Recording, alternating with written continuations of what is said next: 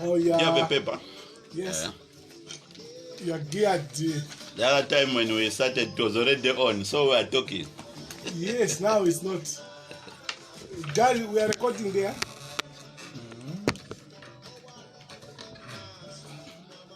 So we are looking at simply the state of democracy. Yes. And the 2021 general election. You saw that thing I posted.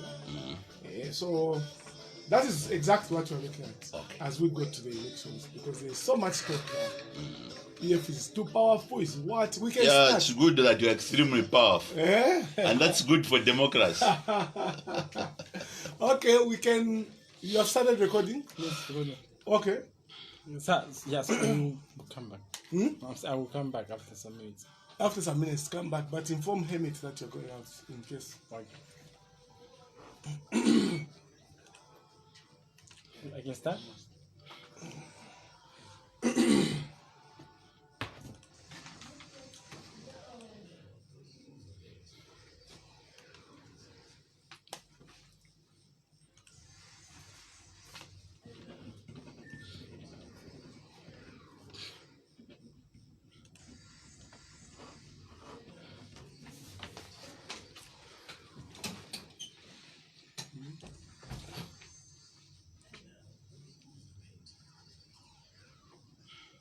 Welcome to the People's Debate on Pan-African Radio today, 13th October 2020. My name is Caesar Sindele, and I've been joined by Erasmus Chendela Mkondo, PF Information and Publicity Desk Chief Admin. Good morning, Mr. Mkondo. Good morning, Comrade Sindele. I'm humbled to be once again to be here, and I say good morning to all our listeners out there, and then also our viewers. So humbling to be here. Right, good to have you. You are no longer a stranger here. Yes, this is now part of the mainstream life now. That's right. Yeah. So we are going to look at the state of democracy and the 2021 general elections. Yes. We have seen everyone is in a mood now, campaigning, and other people are complaining things are not okay. Others are saying, no, it's okay. Then we are yet to see. It's the people of Zambia to decide who wins next year. Yes. So, Mr. Mkondo, that is particularly our discussion on this governance program today. Thank you very much. Right, and of course, you'll be participating on the program by calling us on 09506509116 and 0974-760894 for your comment or question or expression of a view regarding the topic we have today for discussion. A section of stakeholders are of a view that the state of democracy and political governance in Zambia today under the Patriotic Front is terrible, pathetic, and they say the PF have become extremely powerful to an extent of suppressing divergent views in this country. Now, what can be your reaction to that? Well, I'm happy that, we have all fought for one thing in a democracy. That is the core thing of democracy, that one of the majority must, views must prevail. And the majoritarian must always take charge of the affairs of this nation. And to us, to hear people confessing, saying that the PF is very strong on the ground, it makes us to feel extremely... Not that the PF is strong on the ground, that the PF has become too powerful. Yes, that's to what I mean. To an extent of even suppressing divergent views. I'm trying now to digest what they mean. When they say too powerful, it means we are very strong on the ground. And once we are very strong on the ground, they are finding it extremely difficult to even start campaigning, to even start lying to the people.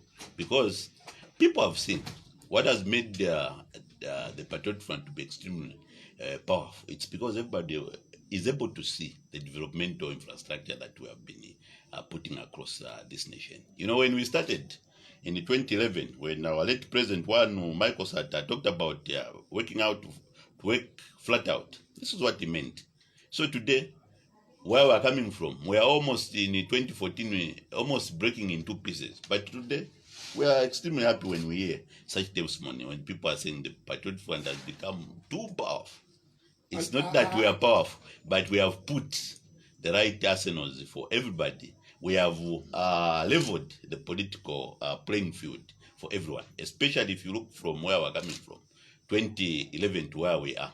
We will talk about the legal framework itself. We have touched the Constitution itself. So the Constitution, it's at a position whereby it promotes everyone to participate. And if you look at the 7th National Development Plan that we have been executing in this good governance environment, you find that that's the reason why our friend found it extremely difficult to say that the PF now is becoming so powerful. Look at the police, they have become their babies. Look at the army, they are following the directive. It's because of what we have been talking about. When we were ushered into power, we were talking about empowering the police. That is, empowering them, putting more money in their pocket, increasing their salaries, giving them their houses, their uniforms, taking care of their environment, so that at the end of the day, they will appreciate and defend this government or this nation as their own. So it is with the Marines, so it is with the prisons. The prisons, we have come to a position whereby a prisoner of 2011 didn't have a right even to cast his vote, but today we are talking about a prisoner who can even voice out his vote. So basically, even when they hear that we have moved that so far, all these things, they are not even emanating from the PF itself, but from the people themselves, the interested stakeholders, like this one of having the prisoners to cast their vote. It's something which came from the judiciary. There was a judgment, there was a directive which we have followed, and to this we are implementing. If we talk about even the electoral system itself, whereby even just last week we had to see to it that the Electoral Commission brought together all the interested stakeholders so that we move forward. This technology, we are in the digital world, digitalization of the processes. These are the things that we are talking about. Today, people are scared of change.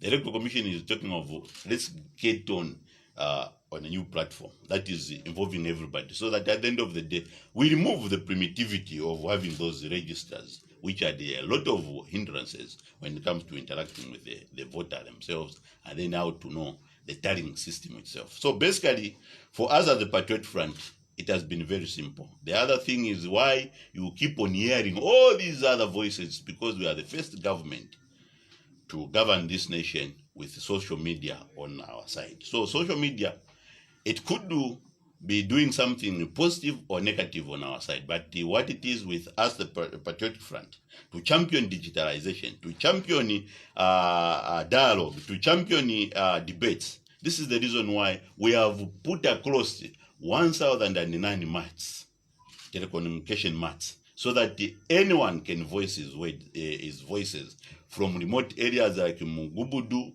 from Shankombo, from Shesheke, from Makasa, from far-flung areas of Zambia, so that at the end of the day, people of Dundumwezi can complain if democracy is being reduced. But the political space has increased. The political space has increased. Tremendous. But I heard you say that the playing ground it has been leveled.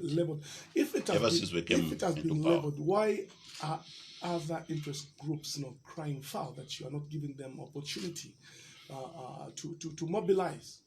Look, when you're talking about mobilization, political mobilization, there is a different thing that we call political mobilization. At the moment, the only political mobilization that our friends, our colleagues can be involved in is that one of creating structures for their party structures. That is the political mobilization we are in at the moment. Because if you look at the electoral rules, the legislature, and then also where they do the registration of these political parties, you'll find that they are supposed to come up with these structures and then pay the appropriate fees, so that at the end of the day, they have that national picture.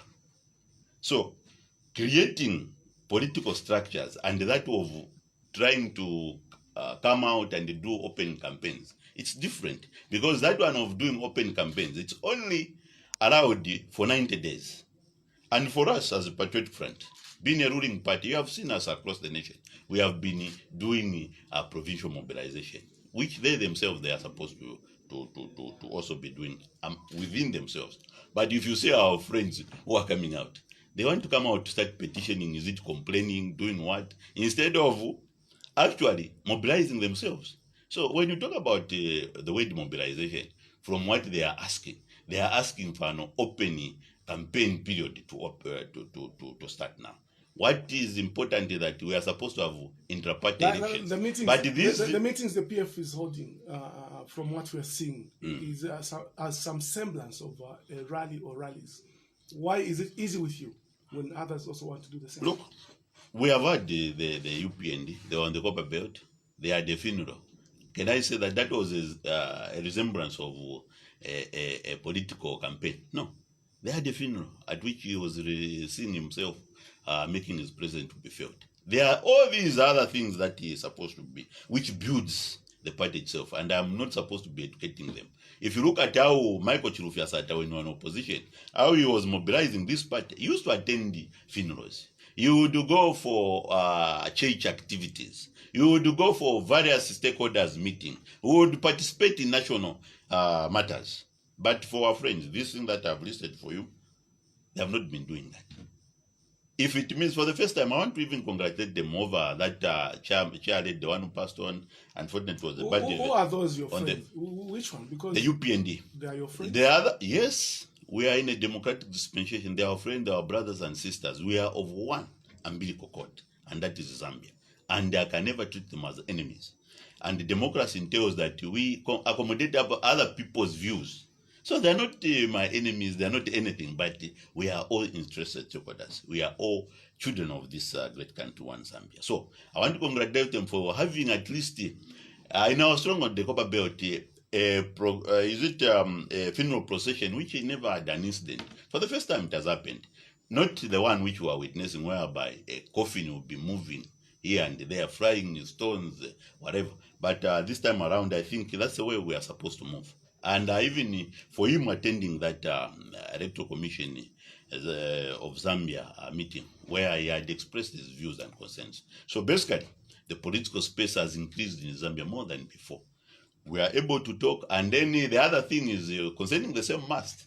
We have more radios, more television stations which have been opened. So for a person to talk about his or her political space being reduced, it's unfortunate. It's only that they are not up to the challenge.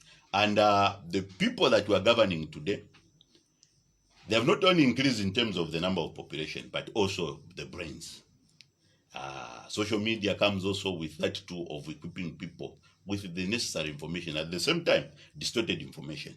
So basically, we are ruling a people that 20% of it, they are participating into the politics of this country. So for one to say that our people are not participating in our democracy, it's unfortunate. It's only that they are not being real with what is pertaining or what is obtaining on the ground.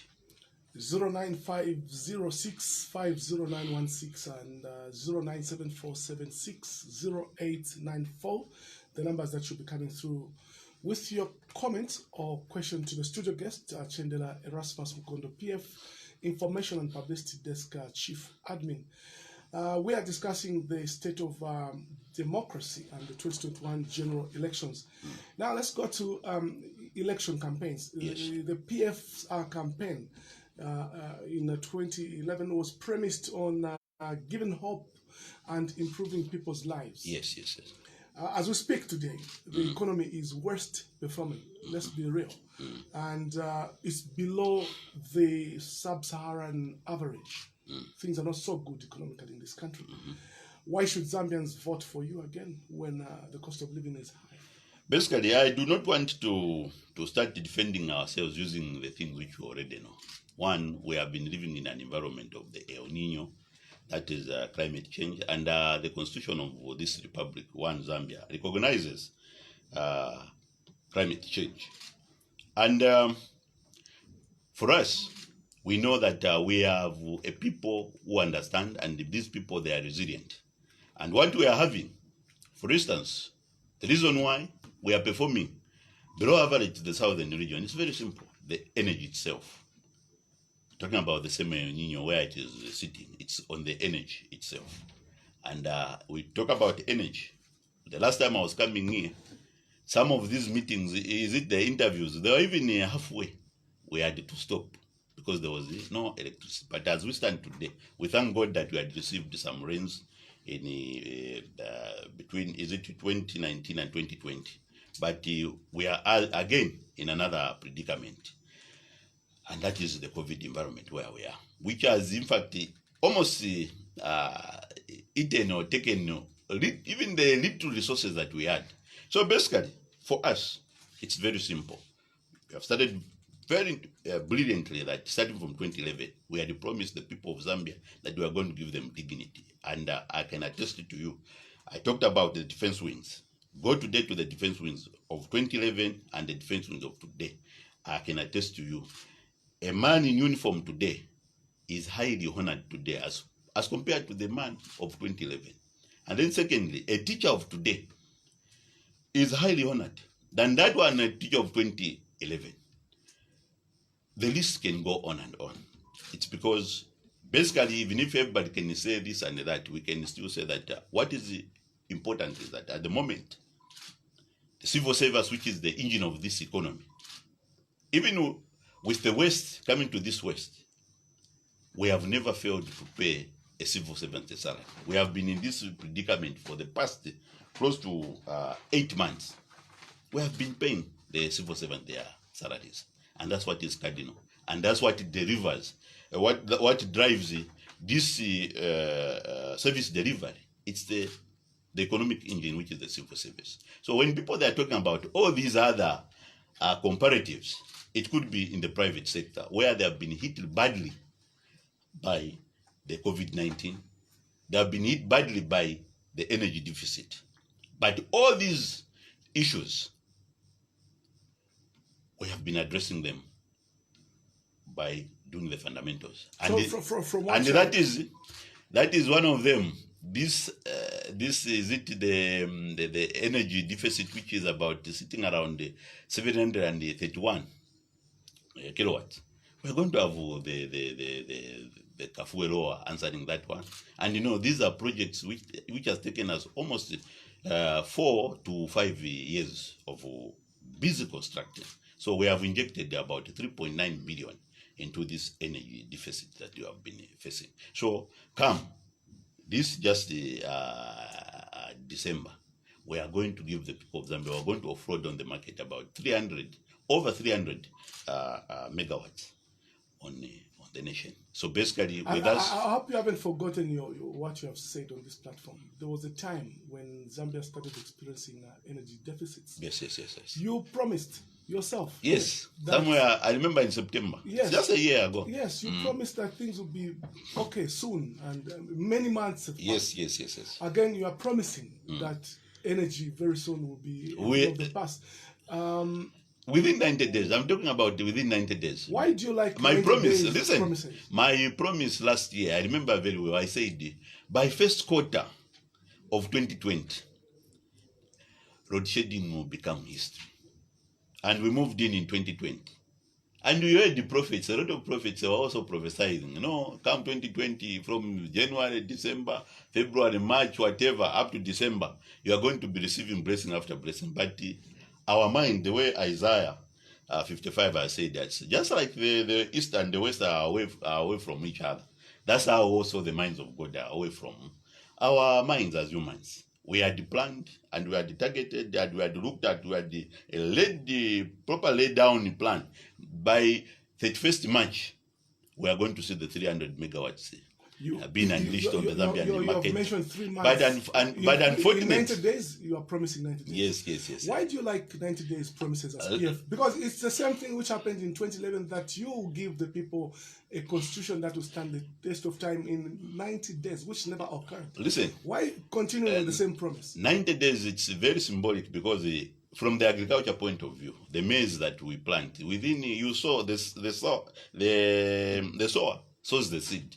Within 90 days, it must sprout and then mature. That's the reason why we normally do on the 90 days. But why does your 90 So- days fail? No, it has never failed.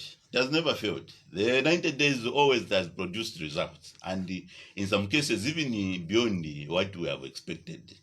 Like in our case, what we have done tremendously, consecutively, within the 90 days, we had to increase the salaries of the civil servants. That was in January 2012, and it was almost 313%. We kept on moving. And then also the unrolling. One of the things which happened within 90 days of our PF being ushered into power, it was Livingstone, the tourism capital, which our colleague 1HH claims that he has transformed that one. No. We remember there was a summit where we were intertwined with Zimbabwe somewhere there. We were forced to uplift the standard of that capital city. To this very day, the time Honorable Masebo, by then he was our home local government minister, is the one who was tasked to that. To this very day, go and see Livingstone. Within that 90 days, what we did, the transformation, even the airport itself, the Harimwangankumbula, this is the reason why the Harimwangankumbula was even completed before these other mega infrastructure that we are completing now. That is the the Kenneth Kaunda International Airport, and then also the on the Copper Belt we have Ndola International Airport. So basically, we have been demonstrating. So our 90 days, they have not been lies, they have been the truth. We have been doing the truth, and people in Zambia, ask them in this compound, just go into Mrs. today. The people of Mrs., they have roads. Almost all the houses, they have at least an interface with the road. Just go here in Mrs. compound. It's not the Mrs. compound that we had in 2011. Go into Kanyama. Kanyama today, you are able to move. You find that it's not the same. Go to Soweto Market there. People were literally selling things, matipa, madodo, something like that. But today, our people, we have given them back dignity, and we have continued on that trajectory. So basically, with us, we are a brave people. We will never bog down. We will never surrender when it talks about the 90 days. We will continue providing our targets in 90 days. You have bragged about that. Yeah. The other one today, before I even finish that one, today, the Minister of Water Development and Sanitation is in Western Province, and he has promised the people of Western Province within we are going to improve the water sanitation system from to in Western Province, and in other areas Congo itself, they'll be hitting over 100% levels. So this is how far we have moved at the Patriotic Front. This is how far we have moved. We continue bragging because we have performed. We found Western Province, where you come from, as one of the poorest provinces. But today, you go, there's the Cashonite project, which has continued giving more money in our people's pocket. Almost over 60,000 of our youths and women have been engaged equally, 30,000 equally. So you get to Western Province today, you can move from Kalabo to Western Province without using a boat. Why? Because of the massive infrastructure that you have done. Yes. But and why is the cost of living still high? Many people are unable to afford a 3 meals per day. Yes, this is the simplest answer which I want to give our people out there. It's like a farmer. When you're sowing the seed, what follows within these 90 days? There will be tilling, tendering, and then other things. This is what we have been doing at the Patriotic Front. These projects, some of them, which we have been doing, according to the 7th National Development, from a broader point of view, as an integrated approach. Bearing in mind with the 2030 SDGs, this is the reason why you find that there are these projects now which, after laying those eggs, you find that now they will start bringing forth the fruits. Like this 750 megawatts, where we are pumping a lot of money. Very soon, the Zambian people will start reaping. By December, I can assure you that the president will be doing that. Some other things that will be commissioned, which the president has already started commissioning. It's the decongestion of Lusaka under the Minister of Local Government. You yourself, if you are going to Chiranga, the story is no longer the same. it is decongested. If you are going to Chawama, we used to have even criminals somewhere there, but today it's a very clean place. Development has case criminality. Development has brought in a good picture. Development has brought in efficiency and economy and effectiveness of the way we do things here in Lusaka. Very soon, I think this same week, you will find that the president will be going there at Arcades, University of Zambia, somewhere there. They will be commissioning the same. Meaning the people who are heading towards Charleston and then Chongwe will be able to access the central district business area in time. So basically, with us, we are telling our people your resilience is about to start giving you results. And already you have been seeing these results. Some of these results is the roads.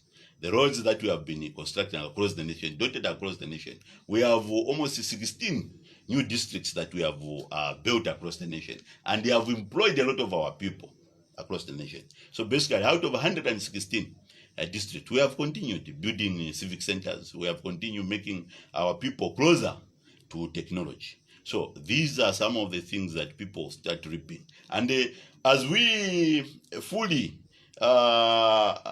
operationalize these structures, like the energy structures, we are going to have now excess cash, because we'll be able to export now a lot of electricity to our neighbors, the Congo, Malawi, and then others which can access our so much needed resource, the electricity. It will mean we'll have that name that we have always desired, like to be Switzerland of Africa. We'll be a net exporter. So we'll be expecting more money. As the situation stands today, there are no activities that Zambian can brag about that will bring Forex into this nation, apart from begging.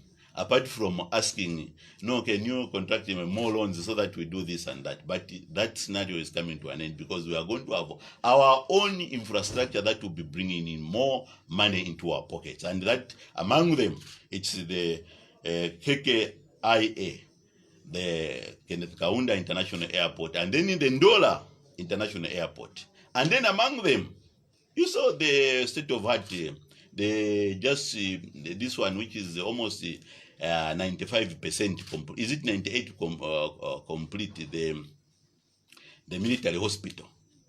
So basically, that's what we are doing.